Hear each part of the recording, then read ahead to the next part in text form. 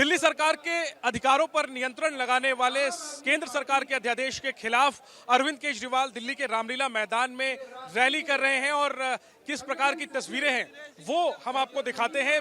भीषण गर्मी है, बावजूद इसके दिल्ली के रामलीला मैदान में कोने कोने से आम आदमी पार्टी के नेता और कार्यकर्ता आए हुए हैं अपने नेता अरविंद केजरीवाल को सुनने के लिए।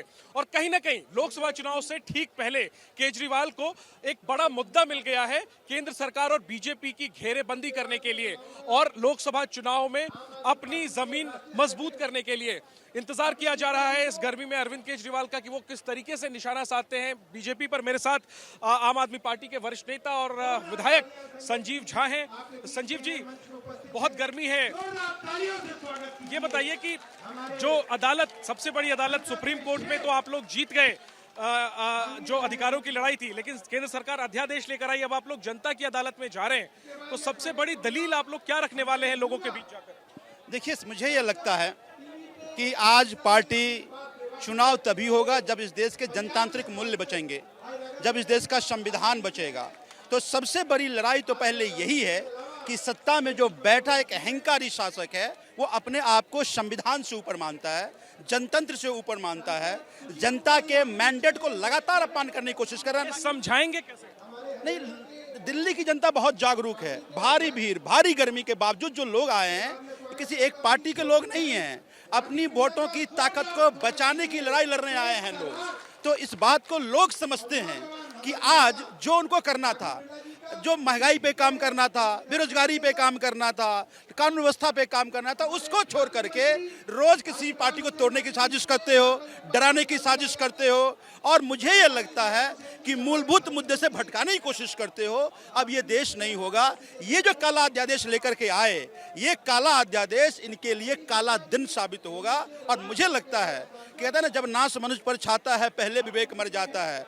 तो जो कहते हैं लोग, बुरे दिन आ गए हैं, बुरे दिन आने से बुरे काम आपके होने लगते हैं। तो इनके ये बुरे काम हो रहे हैं, ये बुरे दिन की निशानी है। आप घेर रहे हैं बीजेपी को, बीजेपी भी आपसे सवाल पूछ रही है कि जो बंगला विवाद है उससे ध्यान भटकाने के लिए, दिल्ली में काम नहीं हुए उनके मुताबिक, उससे ध्यान भटकाने के लिए ये आप कुछ कुछ समय पे एक नया विक्टिम कार्ड लाते हैं। ये आपका ताजा विक्टिम कार्ड है और वो भी आप पर यही आरोप लगा रहे हैं कि आप ध्यान भटका रहे हैं। ये मिलजुल कर काम करने की बजाय आप लड़ाई की राजनीति को आप लोग ज्यादा बेहतर समझते। दिल्ली में 3 विधानसभा के चुनाव हुए, एमसीडी के चुनाव हुए, सारे पैंतरे अपना लिए।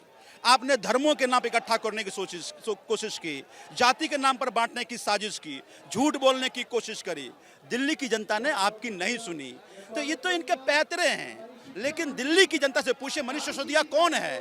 कहेगा जो शिक्षा के लिए काम किया। सत्येंद्र जैन कौन है? तो कहेगा जिन्होंने स्वास्थ्य के लिए काम है। अरविंद केजरीवाल कौन है? जो दिल्ली में एक मॉडल ऑफ गवर्नेंस दिया।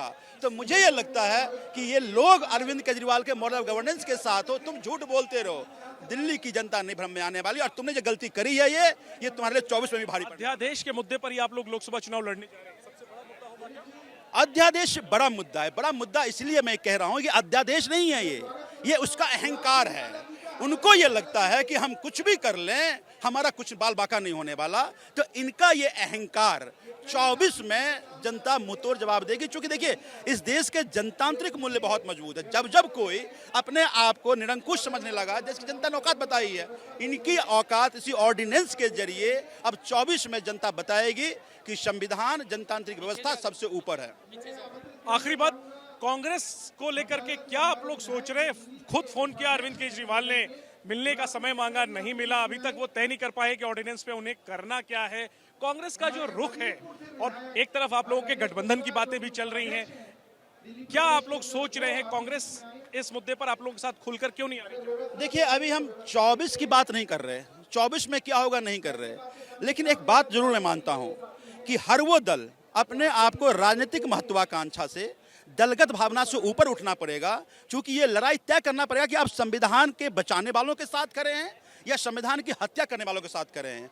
आप जो जनतंत्र खत्म करने की साजिश कर रहे हैं उसके साथ खड़े हैं या जनतंत्र बचाने की लड़ाई को लड़ना है। मुझे पूरा विश्वास है कि सभी दल ये तय करेगा कि जनतंत्र और संविधान पहले है, बाकी चीजें बाद में है।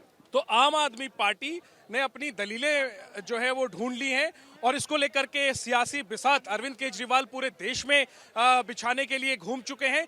नजरें इस बात पर रहेंगी कि आम आदमी पार्टी को क्या कांग्रेस का समर्थन मिलता है अध्यादेश के मुद्दे पर, और जिस तरीके की घेरेबंदी आम आदमी पार्टी करना चाहती है इस मुद्दे पर, क्या उसमें वो कामयाब हो पाएगी। क्या अध्यादेश को अगले लोकसभा चुनाव में आम आदमी पार्टी दिल्ली में बड़ा मुद्दा बना पाएगी, क्योंकि बीते 2 लोकसभा चुनाव से आम आदमी पार्टी लोकसभा चुनाव में दिल्ली में बिल्कुल फिसड्डी रही है।